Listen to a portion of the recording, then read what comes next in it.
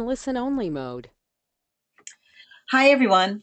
Welcome to our webinar, Can an Infrastructure Sustainability Rating System Point the Way Toward More Harmonious Living? Presented by Bob Beinstein and co-sponsored by GBFI, the Global Business and Financial Institute, and the William Patterson Alumni Association.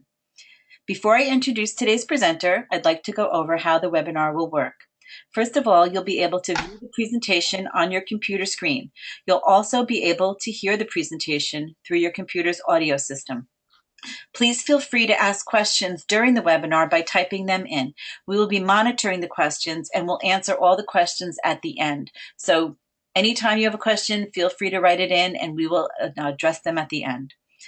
Any questions that are not answered in today's webinar will be addressed after the webinar is completed. You will have the contact information for the presenter. And now I'd like to introduce today's topic and speaker. Bob Beinstein is Director of Sustainability for the Environmental Financial Consulting Group, Inc., a business consultancy that works with AEC firms on the financial aspects of the engineering and construction industry. He works closely with the Zofnass Program for Sustainable Infrastructure at the Harvard Graduate School of Design and the Institute for Sustainable Infrastructure, roles that leverage his passion for articulating the business case for realigning engineering and corporate practices around sustainable outcomes. Bob has a BS in Civil and Environmental Engineering and has held technical and managerial roles in the commercial nuclear industry, managed environmental programs in the federal marketplace, and has led a diverse array of client service-related work.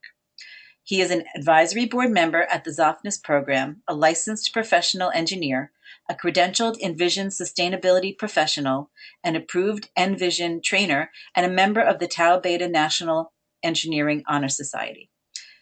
In today's webinar, Robert will explore the myriad ways infrastructure is interconnected and how the interconnectedness poses both risks and opportunities for communities. He will also discuss how societies may want to rethink how they define and measure progress and propose that perhaps it is time to think beyond economic success and GDP in the ongoing quest for an improving quality of life. And now I would like to introduce today's presenter, Bob Beinstein. Bob? Well, hello, everyone. Thanks for joining.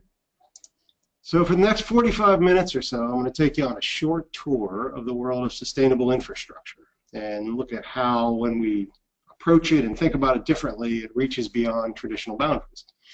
So just as kind of a primer, first we're going to set the table by looking at why we're working on this. What is the challenge here? From there, we'll focus on Envision, which at its core is a sustainability rating system for infrastructure, but as you'll see, serves as a little bit more than that. We'll pull out a couple of examples from the Envision credits and look at how these connect to more global goals. Then I'll take you through a real-world example that's been completed already and actually exists, so you can see sort of how it works in the real world. Finally, we're going to talk a little bit about where the program's going, then I'll leave you with a couple of points that at the moment I'll call food for thought. And if all goes according to plan, we should have about 15 minutes left for Q&A. So buckle your seatbelt. Here goes. If I can make it switch. Good. Okay, I may have to call in a lifeline.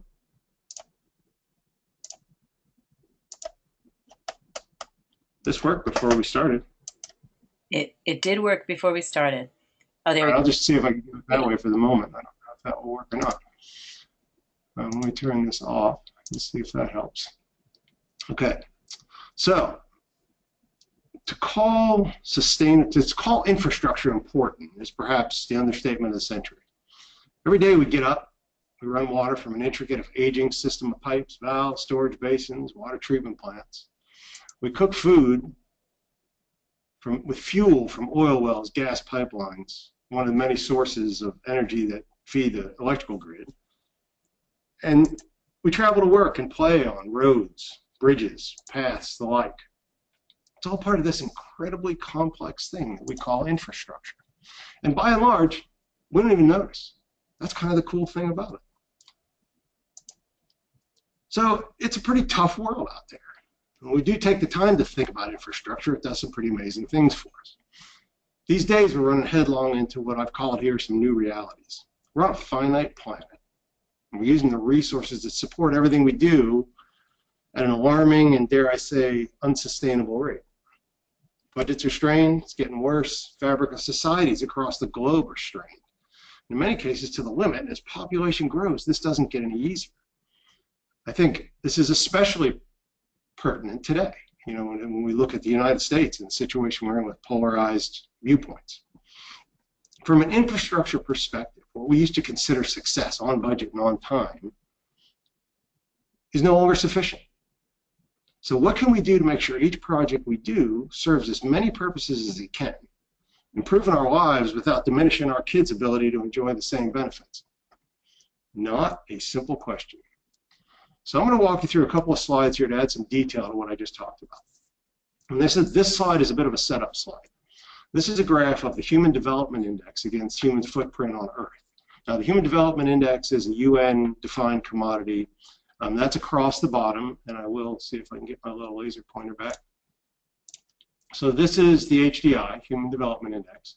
It includes things like the ability to live a long and healthy life, being knowledgeable, being educated, having a decent standard of living. Now, it's highest, obviously, on the right at 1.0. This is completely undeveloped down here.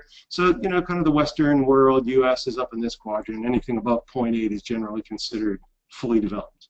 Now, on the right side, this is the ecological cost of achieving that quality of life.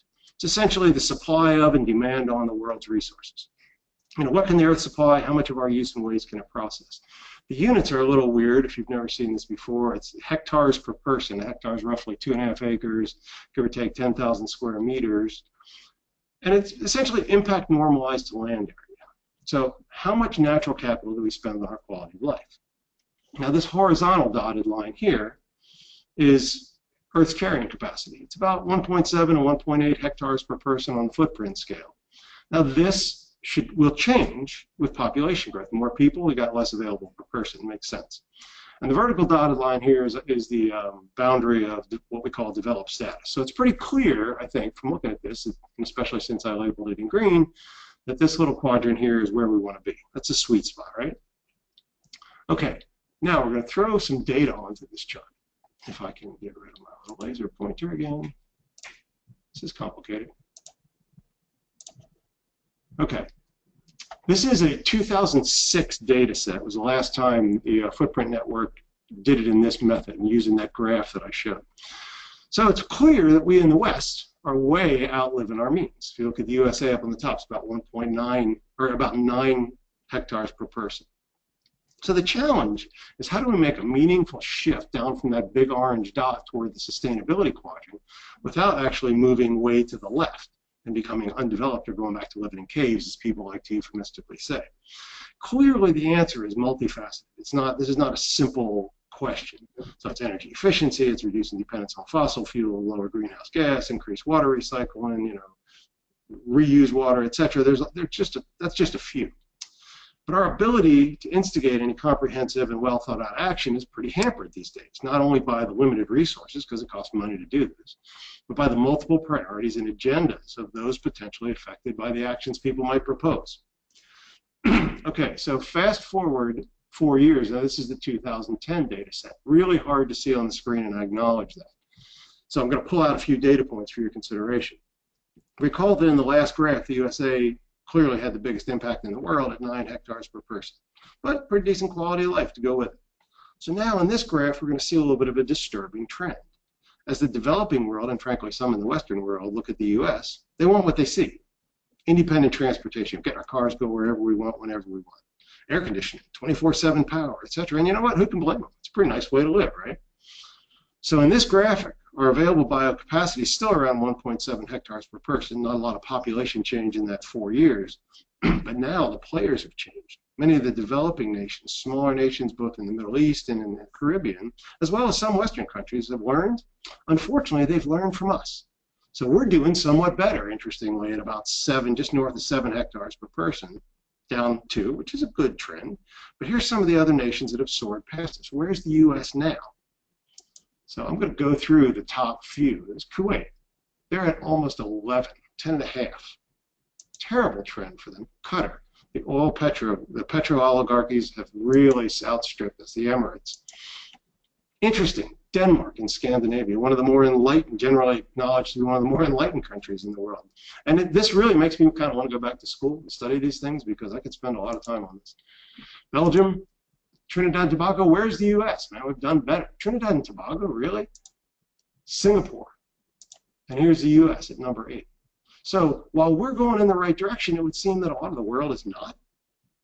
I don't think that's a good trend. Unless you think, yeah, but if you look at the lower end of the chart, globally it seems to average out no such luck. There's a world's average at 2.5 hectares per person. Recall, on an available supply of 1.7. It's kind of like starting out on a 45-day trip with 30 days of fuel and no supplies along the way. You're pretty unlikely to finish that journey. So that's the challenge. How do we, from an infrastructure industry perspective, start to address this? Okay, let me start here. This stuff is hard. And whether we're working on infrastructure systems with global impact, small-scale systems in rural areas, planning and executing these programs introduces a level of complexity and interconnectedness that can make even an accomplished engineer, one that really does this all the time, throw up her hands in frustration. I think for most people, and if I'm wrong about this, ask questions about it, but this idea of a triple bottom line, here I've showed a quadruple bottom line, and I'll explain in a minute. It's kind of old hat, so I'm not going to be labored. Excuse me, but I want to highlight these aspects briefly to talk about some of the complexity we face in taking a systems approach to infrastructure. So working from the upper left, social. These are good issues of quality of life. When we build or we repair or we plan new infrastructure, how does that impact the social fabric of the communities in which we're working? How does it impact lower income, upper income, middle income, across the spectrum of a community? Environmental aspects are, I think, the one in which, with which maybe we're all most familiar, and in some ways are the most straightforward to address because we've been doing it for a while.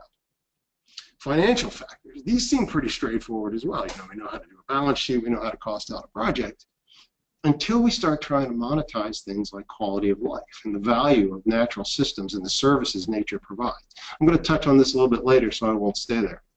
Now, culture, this is kind of that fourth leg of what most people think of as the triple bottom line. It's not always explicitly considered in the U.S., but there's been some very fascinating writing about local culture as a framer of social needs and values. When we're planning and designing in our communities, more specifically, the infrastructure that makes our community work, does our work support that culture? So when you consider the interplay between all these and compare these to what I'll call our business as usual models, the way we've always delivered projects to date, and frankly, with pretty good financial success, it's pretty clear they don't make the grade going forward. So as global population grows from just north of 7 billion people now, toward a projected 9 billion around 2050, depending on what model you consult, and beyond, how do we evolve our existing models toward what I'll call the new business as usual? Okay, anybody discouraged yet?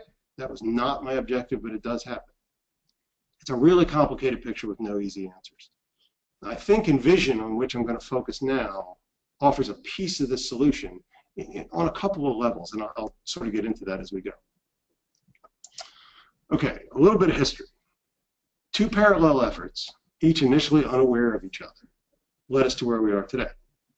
Envision is a collaboration between, and this is a mouthful, so bear with me, the Zofnass Program of Sustainable Infrastructure at the Harvard University Graduate School of Design, and the Institute for Sustainable Infrastructure, which is a 501c3 based in Washington, D.C. A guy named Paul Zofnass and his sister Joan, who run a company that you heard of in the introduction because I work for them, a business consulting firm that deals solely with companies in the architect engineer industry, founded the Zofnass Program to address what they perceive based on discussions with their clients. I mean, they've got a whole list of clients that do nothing but infrastructure, as a gap in infrastructure sustainability.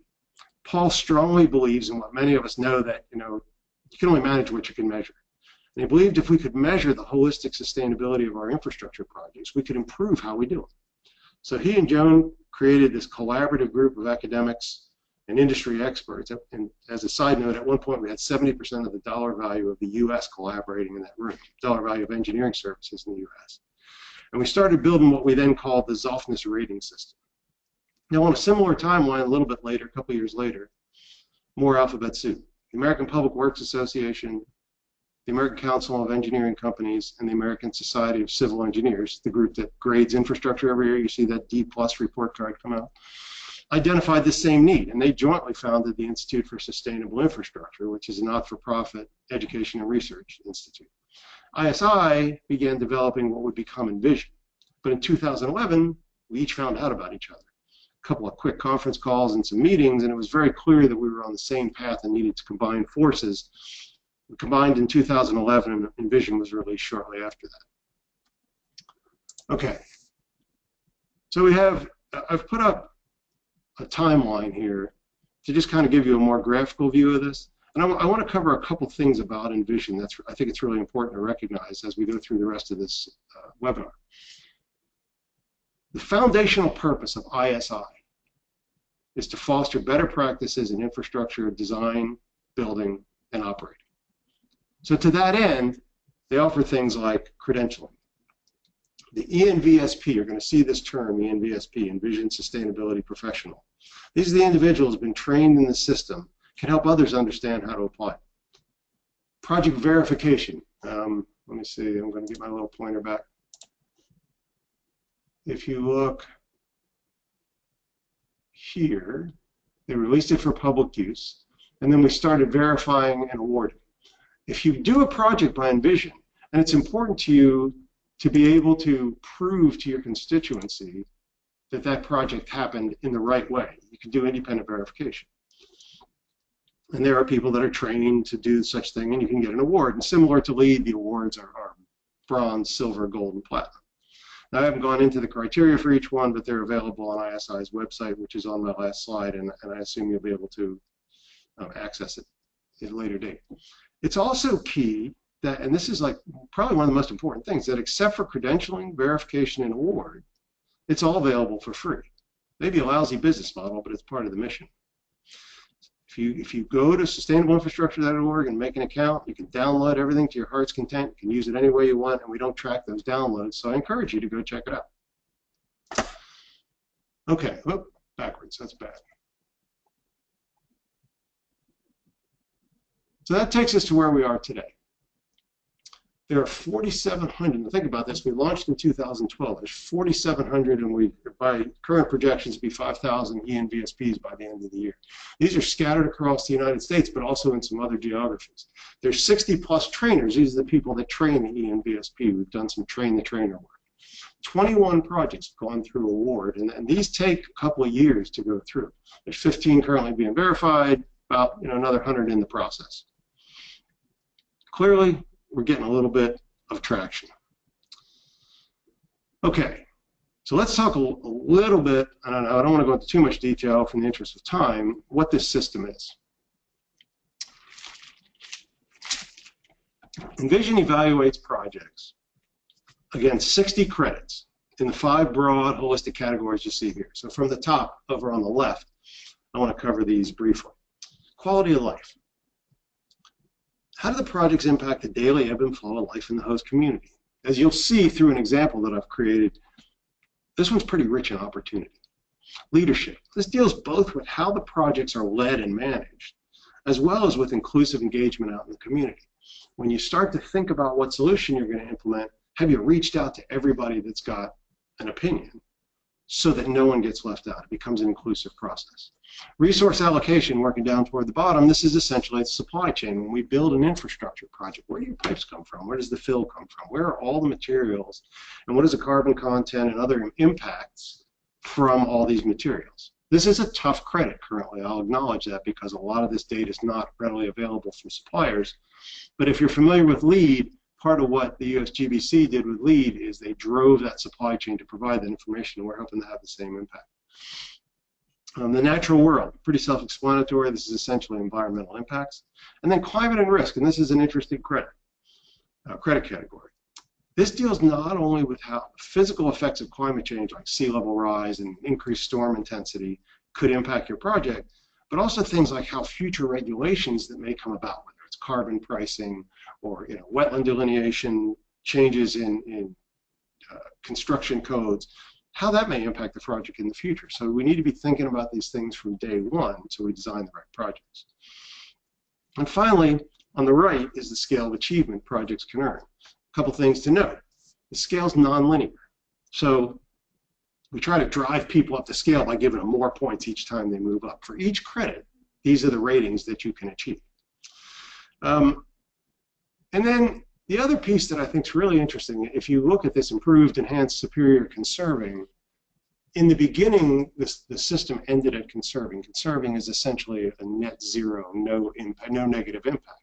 And everybody thought, okay, if we get to no negative impact, that's a great thing. But then we had to acknowledge that some projects can actually be restorative. They can be net positive. So we added that as another credit of achievement. You won't see it in every credit. But we wanted to make sure that we knew, living on Earth and just doing no damage is bad. I mean, it's not bad, but it's not enough. So we wanted to put that extra win in. Okay, so I won't belabor that.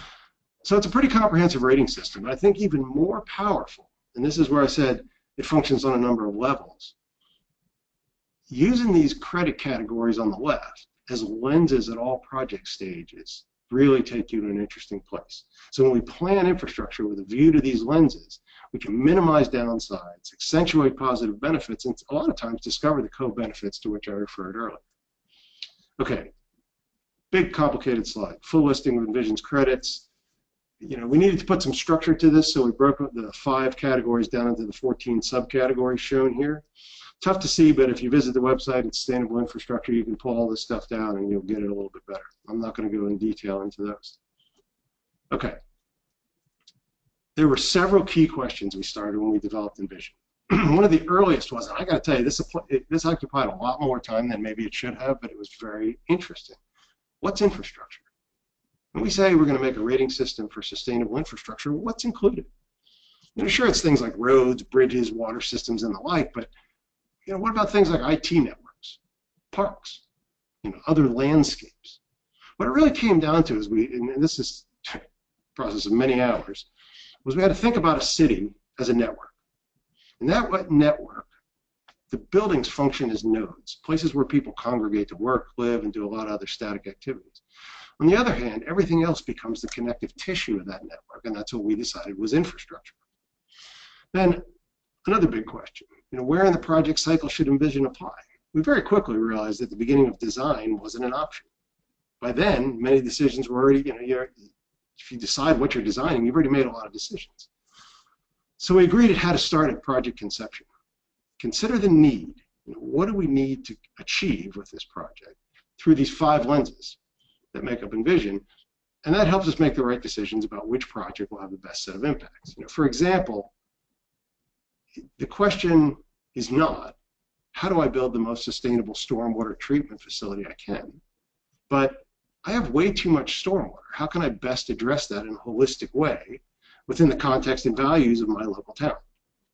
So that kind of took us to what we like to call our mantra. I don't think it's really official anything, but we say it a lot. First, build the right project, pick the right project, and then do it right. Make sense? I can hear you all nodding. Good. Okay, so I can hear it through the web already. This guy said he'd talk about how Envision can enable harmonious living. So I want to dig into 2 specific credits on a hypothetical example that essentially I created, so you have to live with it. Let's look at QL 2.4, which is a quality of life credit within the wellness category. So let's assume that City X, I don't care what you call it, is considering how to deal with an unacceptable level of traffic into a downtown. Pretty common problem in most major cities. The business as usual approach is to widen the main artery. Let's let more cars in. Let's get more throughput. This has been how we've been doing it for years. Tried and true solution. But suppose during planning, somebody backed up from that and suggested maybe a different approach would allow the resulting project to solve a couple of problems. Perhaps they consider adding a transit line in that same right-of-way instead of taking up the space with new lanes. So this would also reduce traffic, right? It might minimize air pollution at the same time. You're taking cars off the road, which in turn might reduce childhood asthma cases in the town and along the corridor. And they might consider, while they're doing it, tacking on a couple of biking and walking paths adjacent to the project. That's got a lot of potential benefits. Better recreation opportunities, perhaps reducing obesity and hence healthcare costs. Further, and I'm going to keep going here because I'm not done. Either of these would open up mobility opportunities for low-income residents, might not own cars, to get to jobs along the route or close to the route. And it's certainly not a stretch to think about how these new paradigms could impact economic development. as employers start to see that multiple modes are available to bring customers to their door and get workers in the shop. So you begin to see a little bit about how a simple infrastructure planning decision can create these broad array of opportunities across the community. One investment, multiple co-benefits. That's the goal. Of course, I just made all this up, right? It's a hypothetical. But I think we can see it play out in communities that are actually implementing this, and there's a number of examples that I'm happy to address, at some later date if you guys reach out to me if it's of interest. Okay, let's talk about one more credit, and I want to continue with that previous example. So this is the collaboration and teamwork credit LD 1.3, which lives in the collaboration subset, amazingly. As a community works to decide what solution offers the best path forward, it's really, and I can't say really enough here, critical to engage in a dialogue across the spectrum of folks that might be affected by the resulting project. From my perspective, there is no such thing as too much engagement. By beginning with a broad, inclusive set of participants, the community doesn't leave any ideas on the table. And maybe more importantly, it implicitly acknowledges that each community member brings value to the discussions.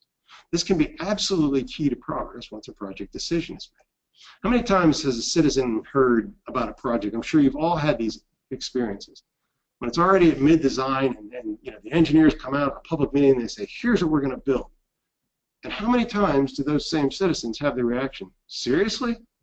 That's the dumbest thing I ever heard. I could do better than that. Or, geez, that's really going to impact my business or my family or the place where my kid plays baseball. If we exclude those individuals from initial discussions, we create the potential for this us versus them project that you see so often. And frankly, adversarial actions later down the road that can slow implementation, increase costs. You get people with picket signs, you get a lot of protests, people trying to change the game. So in the criteria for this credit, part of the higher achievement ratings includes systemic approaches to leading the entire stakeholder community through the process together. When I teach the ENBSP class, one of the things I tell the practitioners is probably the most important guy you got to have in the room is that super annoying guy that you really don't want to talk to, because eventually you're going to talk to them. So bring them in, make them part of the process, and show them that we value their opinion. When everybody's needs get heard, it can lead to opportunities to realize some of the co-benefits we discussed on the last slide. Well, if you fail to do so, it kind of leads to narrowly conceived business as usual. I keep saying that, business as usual solutions that really easily overlook a large portion of the community and may overlook the best solution. Okay, so we've walked through a lot of stuff so far. Now I'd like to show you an example, a project that worked through planning, design, and execution using Envision. The site's in Vancouver, Canada, where the Port of Metro Vancouver was experiencing an enormous amount of growth. If you've ever been to Vancouver, you'd understand why it's a really cool city. The site is a super strategic transportation link, but it's in a very constrained location. And as you'll see, the local transportation connections are really scary.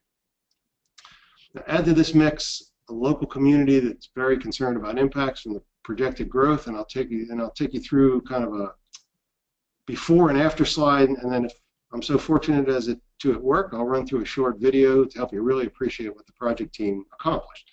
As full disclosure, I want to tell you that the video was made by a company called Stantec, who was the lead engineer on this project.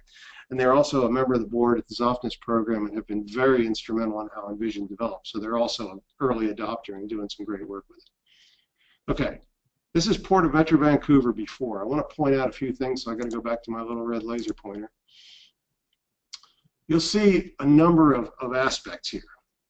So this is the community on a hill overlooking a port. Maybe not the best idea, probably a little bit disruptive to the quality of life up here. And then I want to work my way down the hill. So this is a very unstable slope, and you can see where it looks like it slid from time to time, and that did happen. It would go down into the road. Now moving down to the transportation level, you have a highway corridor. You have a rail yard separated by nothing. Oh wait, they are separated by something, a bike lane. So between trains and cars are bicycles. I'm a bicyclist, and frankly, I don't think I'd want to ride here. So the community had a lot of concerns when the port started talking about expanding.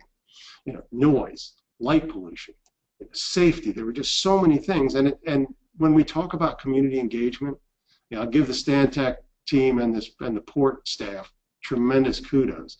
They went deep and they got to everybody. And it turned out there was an acoustical engineer that does noise analysis that lives up here in this community. And he ended up being a real key part of the stakeholder group and helped them develop the solutions. Okay, let's look at what they did. The after program, and you'll see more of this in the video, a couple things they did. The slope got stabilized by moving transportation to 3 levels. Up top, you have a local road and some bicycle and pedestrian connectors, and you'll see more of that in the video if it runs. Here's the highway, and then below, they took all the transportation modes and put them on different elevations. You can sort of see here that it's not a flat piece of concrete. They knew they had this monolithic concrete structure going in. So they brought in what they call First Nations in Canada. This is essentially the same kind of idea as our Native Americans or people that lived in Canada before Europeans came in. And they put native art all along this. They're beautiful carvings, and they turned it into quite the amenity. The cycling and pedestrian amenity is incredible.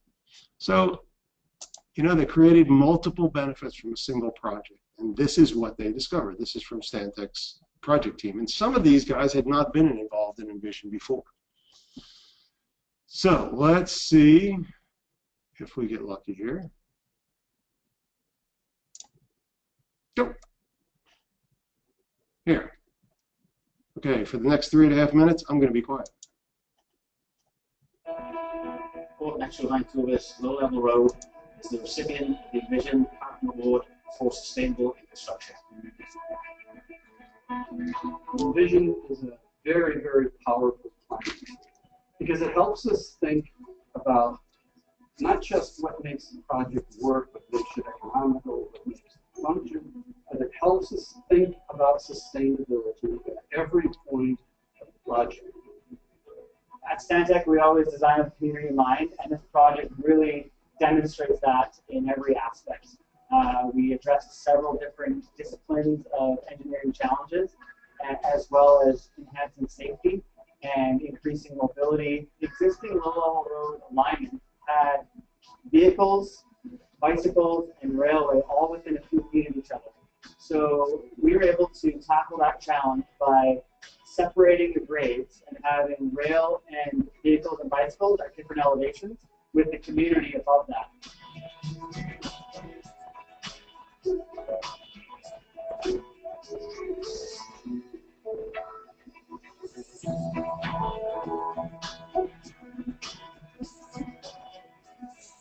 The first challenge was really about trying to demonstrate to the community the technical justification from a safety standpoint, as well as the community benefits. Without the support of the community, the allocation of the scarce resources necessary to make a project like this doesn't materialize. If they're not with you, there's no project. And that's why the Envision tool is such a helpmate to public officials and public administrators, because it helps them talk about complicated issues to voters, ratepayers, taxpayers, citizens, in terms that they can understand. And once they understand, it helps them to make better decisions. Right now for Stantec, Envision is something we hope to do just as standard practice. Envision is just another tool in our pockets to help our design teams and our engineers to think about what they do that goes beyond just building a project for maximum operational benefit. There's all these other components about community, environment, long-term thinking that we have to start considering. A framework like Envision just becomes that go-to checklist that makes the job a little bit easier. It took a lot of dedication and many hours of service from engineers, environmental scientists, landscape architects, essentially a very powerhouse dream team that came together to make this project a huge success. It's wonderful to see that, you know, it's a project that doesn't do just in space engineering design, but it can have all these other layers of benefit. And it's a wonderful project for just that reason.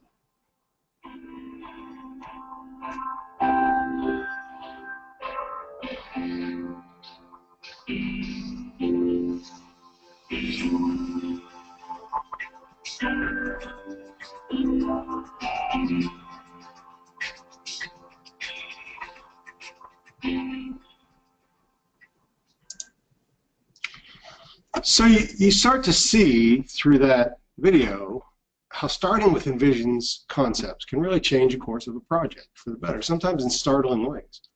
It requires vision, and no small amount of courage on the part of the infrastructure owner these days while such things are still pretty new.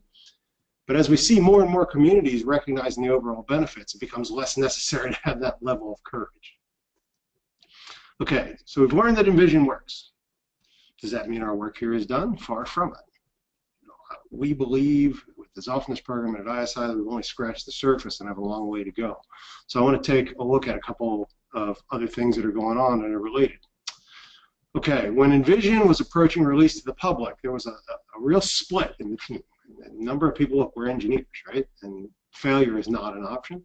So a lot of them wanted to wait and make sure everything was perfect. But as you hear in the marketplace, perfect is the enemy of the good. The market was ready for this tool. So the naysayers were overcome, and we released it and committed to continual improvement over time. So the version out now, it's V.2, covers mostly planning and design, with some aspects of construction and operations included. Currently, ISI's got a detailed effort ongoing to add the full-fledged construction components to the system, working with a major constructor in the country.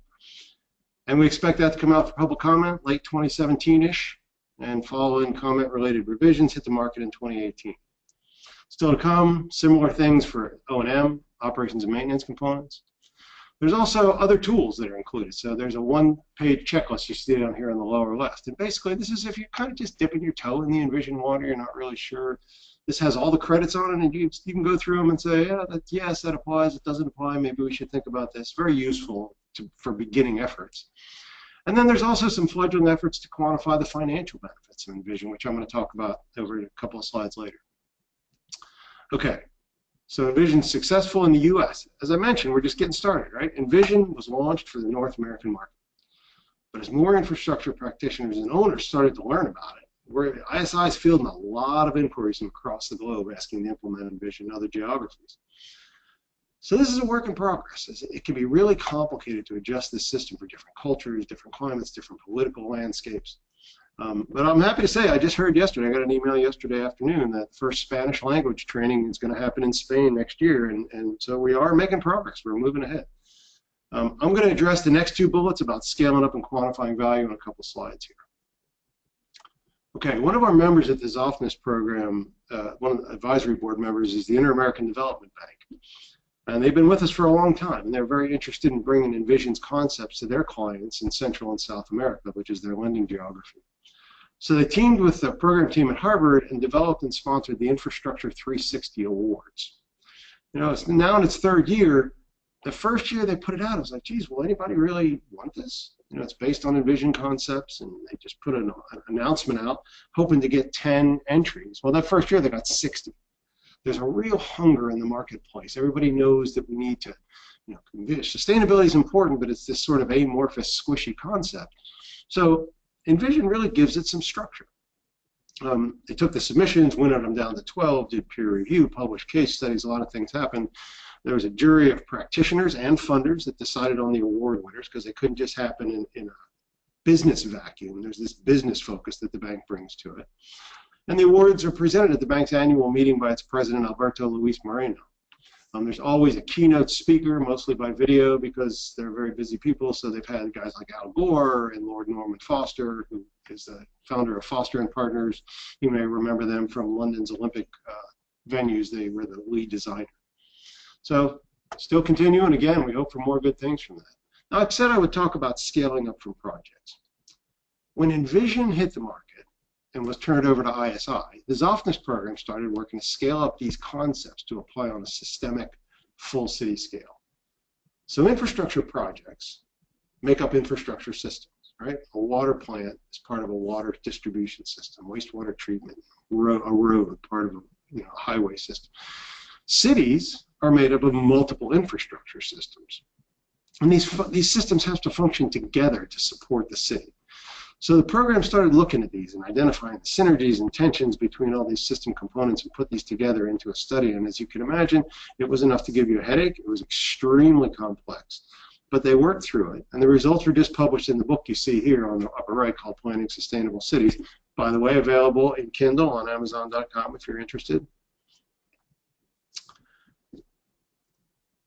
Now let's talk a little bit about the valuing piece. Okay, so we know that sustainability has value. This is a biggie. And we know that it's pretty key to humanity's long-term survival. But the challenge is, how do you get that flywheel going?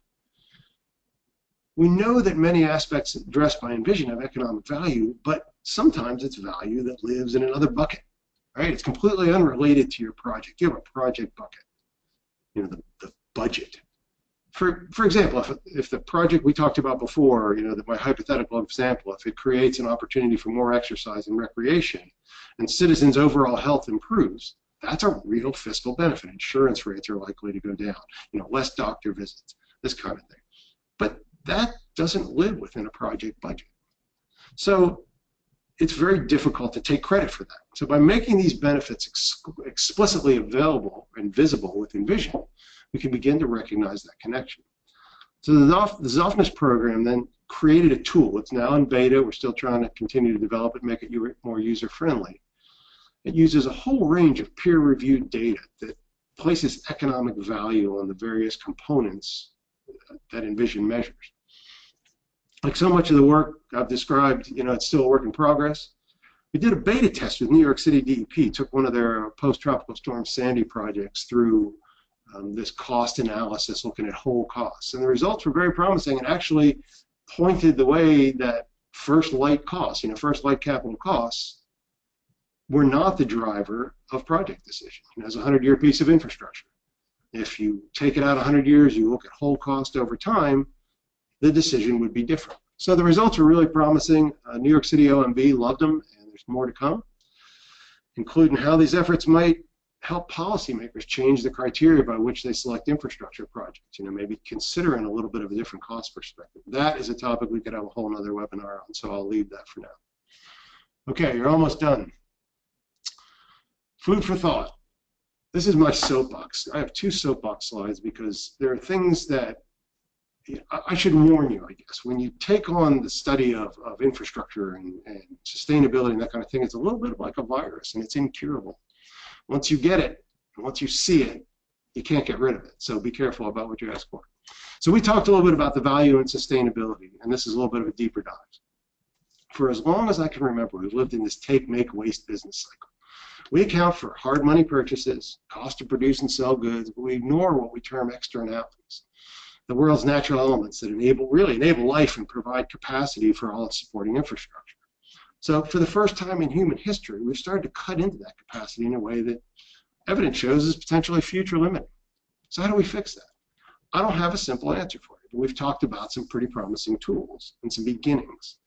Bottom line is this challenge calls for everybody to be really creative and figure out how to account for our interactions with and incentivize preservation of our natural capital. Envision's a piece of the puzzle, but when I think about the people that are on this webinar and all the people that we talk with, whatever field you work in, you should be thinking about this. And you should be applying it to what you do and think about potential solutions. And when you think about them, by gosh, share them with the rest of the community. This is a really current and evolving space. Okay. I've put up 2 interesting and thought-provoking quotes from very different times. Now, I'm not an economist. I'm an engineer, which makes this a little dangerous, but if we ran businesses the way we measure our economy, we'd care only about sales, even to the detriment of profitability. GDP, our primary economic gauge, measures the stuff we make, and it largely omits the cost. So as a business person, I have to wonder, like, how sustainable this is. For how long can we measure the progress of our society solely on production? You know, what about costs? What about the things that don't live in the monetary world? How do we quantify them? There's alternatives out there. They range from this completely qualitative gross national happiness used in the Kingdom of Bhutan, to the social progress index, to the more quantitative genuine progress indicators, which actually 2 states in the US are beginning to make some policy around, Vermont and Maryland. Google them, they're real, they're out there, and they're very interesting. They start to add in some of the other things that make life worth living. So is this heretical? Maybe. Is it interesting? Absolutely, at least to me. I'd say it's directly applicable to the topics we've covered today. It goes to the very relevant issue of bringing our businesses, cities, and societies into a more sustainable balance, probably one of the defining issues of our time. Can changing can change what we value and how we account for it, help unlock new sources of capital to address our infrastructure deficits.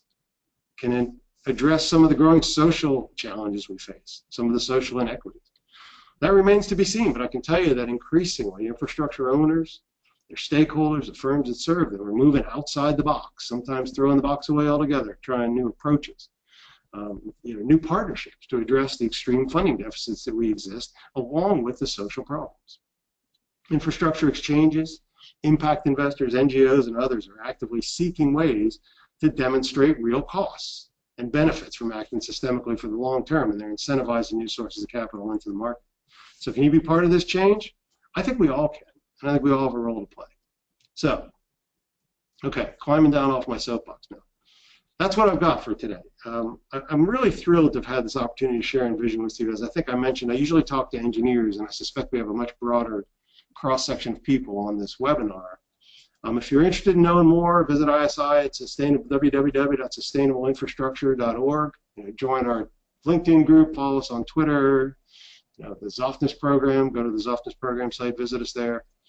Download the system, kick the tires, and tell us how you're using it. One of the cool things has been seeing the interesting ways Envision's being applied, many of which we don't even anticipate.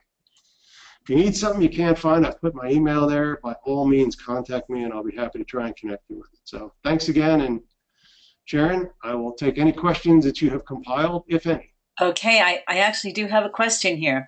I'm going to read it verbatim so you can answer it. U.S. infrastructure is key to economic growth. How do we create an infrastructure rating system that brings the needed transparency and catalyst for more investment in roads, bridges, airports, etc.? How many hours do we have? I know, that's why I was like, oh, this is going to take up the rest of the time.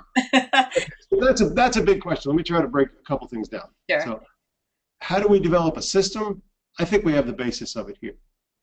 And honestly, this is like kind of late breaking news sort of thing, but at the Zofness program, there's a Zofness program meeting today, which I will be heading out today and tomorrow, which I'll be heading off to tonight. We are about to try and kick off some new research really focused on that topic. We've been made up of planners, designers, engineers, architects, and there's been a big collaboration at the Zofness program with infrastructure owners. People, City Engineer of LA has been a big player. We've had a lot of people from New York come in. Kansas City, Missouri has been there. Seattle has been a lot of different people that have come in and collaborated with us. So what we hope to do now, and like I say, this is not even finished, it's happening today and tomorrow, is begin to reach out to infrastructure funders and to infrastructure policymakers. Because now that we can measure these things, and now that we can get our arms around, what does the bigger picture look like beyond the project boundary? How does it impact communities? I think it really changes the equations a lot of times in investment further. People in the insurance business, that underwrite these projects, people in the private capital business, the P3 market, commercial banks, regional development banks, all these guys are starting to look at things like climate risk, like the risk of social unrest, stranded assets, all these kinds of things.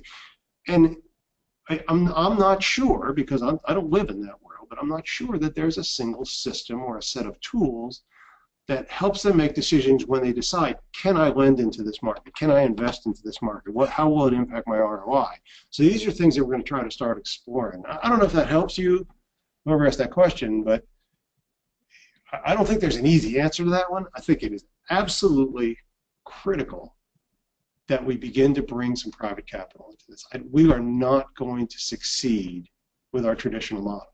And further, if we can bring the private capital, I think part of what helps the private capital come in, we have to acknowledge that when you bring private capital for ROI into public infrastructure, citizens are suspicious. Right? We're bringing the big corporate evil people in, and they're going to take all our money and take our water and charge us a lot for it, right? But if we can quantify what the benefits are to the community in very real terms, and start to put, some money, some of the stuff doesn't have hard monetary value, but we know it's valuable. People like Kaiser Permanente are very involved in that kind of thing, trying to figure out how it impacts health of their communities and their insurance. If we can start to get all this into one bucket, and make it a little bit more visible and a little more easy to understand, I think the communities would be more amenable to having private capital invested. So I guess I'll leave it there unless somebody wants to follow up. There's another thing with the difference between private capital and government. Like, what would be the difference with that? That's kind of the question. Well, I don't know what that means. yeah, I mean, look, today, if you want to fund an infrastructure project, the community either pays for it in their current budget or they bond it, right? They go out to the market and they get funding for it. So that's a very traditional model. There's two other sources of capital that I know of. You know, one is the pure commercial capital. That's private capital that wants to be invested. I mean, there are groups out there like CalPERS. It's a California Employees Pension Fund, and they have billions of dollars invested. They would like to invest it in something that's safe, that has a moderate rate of return over the long haul, and does some social good. You know, because that's what their members want them to do. So, you know, that's almost an impact kind of capital. There is a whole series of people in the country, mainly, actually, this is interesting, I met with an investment group that showed me a profile of investors that had a 30 under 30 list. So these are 30 kids that are 30 years and under that are each going to inherit in excess of $1 billion. Now, we could weigh in on that whole deal, but they learned that they need to get ROI from their investments. But they also learned, or, you know, through their, maybe it's their optimism of youth, or maybe it's the generation of millennials, they want to do something good with that money. So they're willing to accept a slightly lower rate of return than perhaps just a pure arbitrage, but they want to do some good. So there's a whole lot of capital sitting on the sidelines because nobody really knows what's going to happen with infrastructure. I mean, okay, we could get political with it. We need an infrastructure plan. We need an infrastructure bank. There's a lot of pieces in this, and I doubt very much if I will address them adequately, even if I had all day. Thank you. I hope that answered the questions. If there is any more questions, type them in fast. Otherwise, we'll hang out for like a half a minute or so. But I wanted to thank Bob for doing this. It was really interesting, and I can see how hard it is to put all of this into 45 minutes because there's a lot of information. But I hope you enjoyed it. I'm just going to see, Bob, you want to hold on and see if there's another question that will come in? Otherwise, if there are no further questions, but you think of one afterwards and you want to ask him, his information is right here on the slide. I will also send you his email along with some information from the presentation today. So if you think of anything else that you'd like to ask of Bob, you can do that one-on-one, if that's okay with you, Bob, right? Sure, absolutely. Okay.